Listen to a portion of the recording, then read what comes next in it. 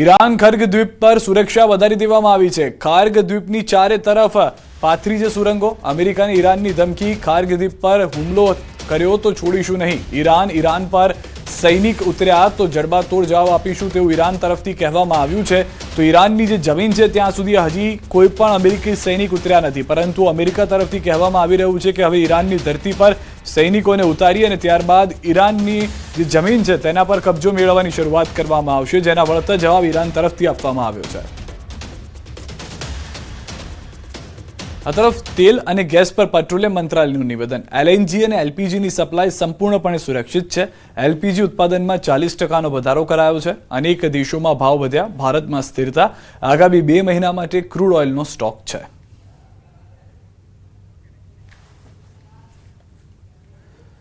સુરેન્દ્રનગરમાં પુત્રવધુએ પ્રેમી સાથે મળી સસરાની કરી છે હત્યા। વઢવાણ તાલુકાના ફૂલગ્રામ ગામે દોડા દિવસે આધેડની હત્યા। આડા સંબંધનો ઠપકો આપતા ઉશ્કેરાઈ કરી હત્યા। પાઇપ અને લાકડાના ધોકાના ઘા ઝીકી આધેડની હત્યા કરી। પ્રેમ સંબંધ ન રાખવા સસરાએ આપ્યો હતો ઠપકો। પોલીસે 3 આરોપીની કરી છે ધરપકડ। વઢવાણના ફૂલગ્રામમાં લગ્નેતર સંબંધોના કરુણ અંજામમાં પુત્રવધુએ પ્રેમી સાથે મળી સસરાની હત્યા કરી નાખી છે। પુત્રવધુ ચકુબેન અને તેના પ્રેમી સોહેલ વચ્ચેના આડા સંબંધો અંગે સસરા વારંવાર ઠપકો આપતા ઉશ્કેરાય। પુત્રવધુએ લાકડાના ધોકા અને લોખંડના પાઇપ વડે સસરા પર હિંસક હુમલો કરી તેમને મોતને ઘાટ ઉતાર્યા। જે બાદ જોરાવરનગર પોલીસે ગણતરીની કલાકોમાં જ 3 આરોપીની ધરપકડ કરી છે। કાયદેસરની કાર્યવાહી હાથ ધરાઈ છે। મારા સગા કાકા થાય તેમને સોહિલભાઈ રમેશભાઈ જીડિયા તથા સુરેશભાઈ લક્ષ્મણભાઈ જીડિયા તથા તેમના નાના દીકરાના વહુ ત્રણે થઈ અને હુમલો કર્યો। લાકડી તથા પાઇપનો વડે હુમલો કર્યો અને માર માર્યો, તેથી તે મૃત્યુ પામેલ છે। ભાવનગરના પાલીતાણા વિસ્તારમાં આવેલા સિદ્ધ ક્ષેત્ર બાલાશરમાં ગંભીર બનાવ સામે આવ્યો છે, જ્યાં ગૃહપતિ તરીકે કાર્યરત હસમુખ શાહ વિરુદ્ધ સગીર બાળકો સાથે અપ્રાકૃતિક શોષણના આક્ષેપો નોંધાયા। મળતી માહિતી મુજબ ગરીબ પરિવારના બાળકોને ધમકાવી લાંબા સમયથી દુષ્કૃત્ય આચરવામાં આવતું હતું અને કુલ 8 બાળકો તેનો ભોગ બન્યા હોવાનો આક્ષેપ છે। બાળકોના પરિવારે એસપી સમક્ષ રજૂઆત કરતા પાલીતાણા ટાઉન પોલીસ સ્ટેશનમાં પોક્સો સહિતની કલમો હેઠળ ફરિયાદ નોંધી છે। પોલીસે બાલાશ્રમમાં તપાસ કરી નિવેદનો નોંધ્યા છે અને હાલ ફરાર આરોપીની શોધખોળ શરૂ કરી આગળની કાર્યવાહી હાથ ધરી છે। મારો છોકરો છેલ્લા 6 વર્ષથી ભણે છે। એની સાથે ત્યાંના ગૃહપતિએ, જેમનું નામ છે હસમુખભાઈ શાહ, એ છેલ્લા 3 વર્ષથી એની સાથે દુષ્કૃત્ય આચરે છે। હવે એના માટે અમે ન્યાયની માંગણી સાથે અહીંયા ભાવનગર એસપી સાહેબને, પાંડે સાહેબને મળવા આવ્યા છીએ।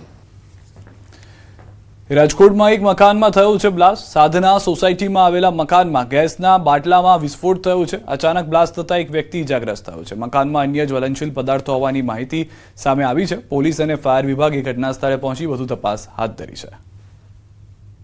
તો દ્રશ્યોમાં પણ જોવા મળી રહ્યું છે તે પ્રમાણે મકાનમાં ગેસના બાટલામાં વિસ્ફોટ થવાને કારણે આખું મકાન જે છે તે નુકસાનગ્રસ્ત થયું છે। અચાનક બ્લાસ્ટ થતા એક વ્યક્તિ પણ ગંભીર રીતે ઇજાગ્રસ્ત થયા છે। સદનસીબે ફાયરના જવાનો તુરંત ઘટના સ્થળે પહોંચ્યા હતા અને પાણીનો મારો ચલાવી આગને કાબૂમાં પણ લઈ લીધી હતી। સુરતમાં ડુમ્મસ રોડ પર ફાર્મમાં આગ લાગી હતી। મહેક ફાર્મના પંડાલના વેસ્ટેજમાં ભીષણ આગ લાગી। ધુમાડાના ગોટે ગોટા દૂર દૂર સુધી દેખાયા। ફાયર વિભાગની ટીમે પાણીનો મારો ચલાવી આગ પર કાબુ મેળવ્યો। 1 કલાકની ભારે જહેમત બાદ આગ પર કાબુ મેળવ્યો। આગની ઘટનામાં મોટા નુકસાનીની આશંકા છે। અરવલ્લીથી પણ સમાચાર। ભિલોડાના વેજપુર જંગલમાં આગનો બનાવ છે। જંગલમાં આગ લગાવનાર શખ્સ ઝડપાઈ ગયો છે। પોલીસે બાબુ પાંડોરની કરી છે અટકાયત। વન વિભાગ દ્વારા જંગલની સુરક્ષાને લઈને મહત્વની કામગીરી। વેજપુર જંગલ ગઈકાલે લગાડવામાં આવી હતી આગ। વન વિભાગે આરોપી પાસેથી 15,000નો દંડ વસૂલ કરી કાર્યવાહી કરી હોવાની જાણકારી।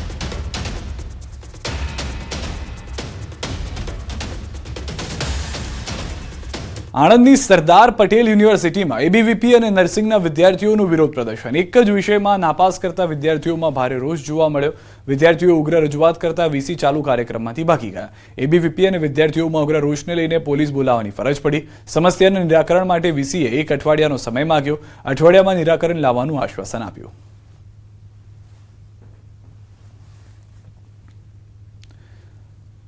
સ્થાનિક સ્વરાજની ચૂંટણી પહેલા આમ આદમી પાર્ટી પણ હરકતમાં આવી છે. દાહોદના લીમખેડા ખાતે આપની સભા યોજાઈ. દિલ્હીના પૂર્વ સીએમ અરવિંદ કેજરીવાલ અને પંજાબના સીએમ ભગવંત માન ઉપસ્થિત રહ્યા. વિજય વિશ્વાસ સભામાં 20,000થી વધુ લોકો ઉપસ્થિત રહ્યા. આપે ભ્રષ્ટાચાર, બેરોજગારી તેમજ આરોગ્યના મુદ્દાઓ પર પ્રહાર કર્યા. કાર્યક્રમમાં ઈસુદાન ગઢવી, ચેતર વસાવા તેમજ આપના કાર્યકરો પણ ઉપસ્થિત રહ્યા.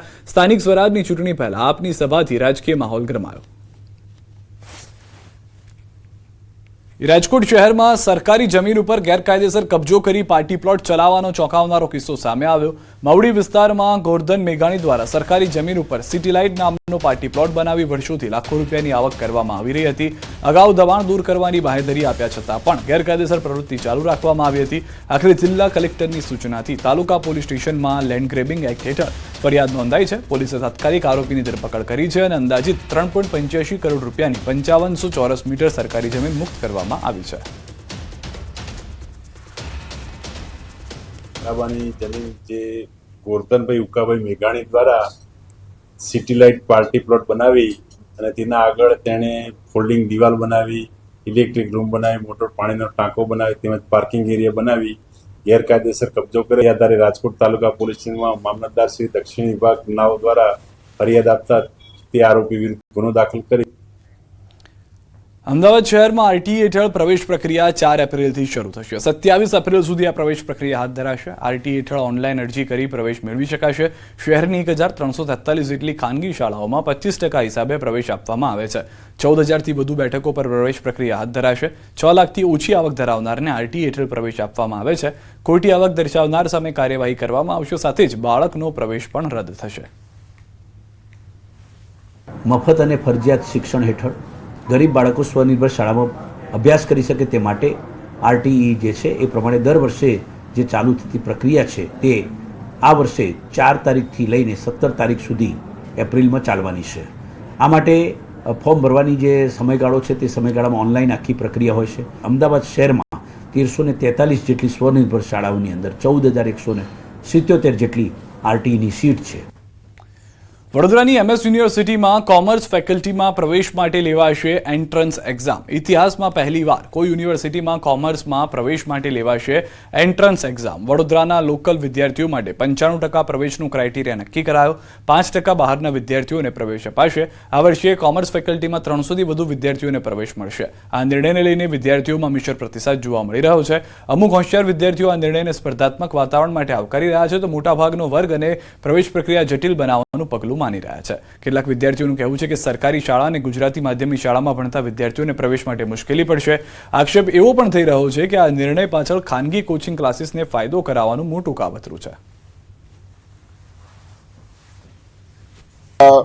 ભારત સરકારે એવું કીધું છે કે જે મોટી યુનિવર્સિટી છે એને પણ નાની કરી તોડીને 3,000 વિદ્યાર્થીઓ એક હાયર એજ્યુકેશન ઇન્સ્ટિટ્યુશન બનાવવું અને ઓટોનોમી આપી અને દરેક યુનિવર્સિટી વચ્ચે એક કોમ્પિટિશન થાય, ક્વોલિટી ડેવલપ થાય અને વિદ્યાર્થીને ભણવાનો ચાન્સ મળે સારી યુનિવર્સિટીમાં અને વિદ્યાર્થી પસંદ કરી શકે કે મારે આમાંની બીજામાં જવું છે. અને એટલા જ માટે વિદ્યાર્થીને ફ્રી મુવમેન્ટ પણ આપી છે. MS યુનિવર્સિટી નથી, આપણે વાત કરીશું સેન્ટ્રલ લેવલની યુનિવર્સિટી આપણે જોઈએ તો દિલ્હી યુનિવર્સિટી છે, જવાહરલાલ નહેરુ યુનિવર્સિટી છે. જો એના કોમ્પિટિશનમાં આપણે જવું છે અને યુનિવર્સિટીની રેન્કિંગને આગળ વધારવું છે, ફેકલ્ટી ઓફ કોમર્સની રેન્કિંગને આગળ વધારવું છે અને ફેકલ્ટી ઓફ કોમર્સના વિદ્યાર્થીઓ ભીડનો હિસ્સો ના બને, ભીડનો ભાગ ના બને અને ગ્રેજ્યુએશન પછી કંઈક ને કંઈક એ લોકો અલગ રેન્કિંગ પર, અલગ લેવલ પર જોવા મળે તે માટે આજે એન્ટ્રન્સ એક્ઝામ લેવામાં આવી રહી છે. કે બીકોમની અંદર પણ એન્ટ્રન્સ એક્ઝામ આપવી પડશે. તે કંઈક ને કંઈક કોમર્સના ડીન દ્વારા કોમર્સ ફેકલ્ટીની અંદર તાનાશાહીને હિટલરશાહી કરવામાં આવે છે તેવું લાગી આવે છે. કારણ કે તમે જુઓ કે ગુજરાત કોમન એડમિશન સર્વિસ, જેનું નામ જીકાસના નામની અંદર જ કોમન એડમિશન સર્વિસ હોય તો ગુજરાતની તમામ યુનિવર્સિટીની અંદર એન્ટ્રન્સ એક્ઝામ હોવી જોઈએ, ના કે ફક્ત ને ફક્ત MS યુનિવર્સિટીની અંદર.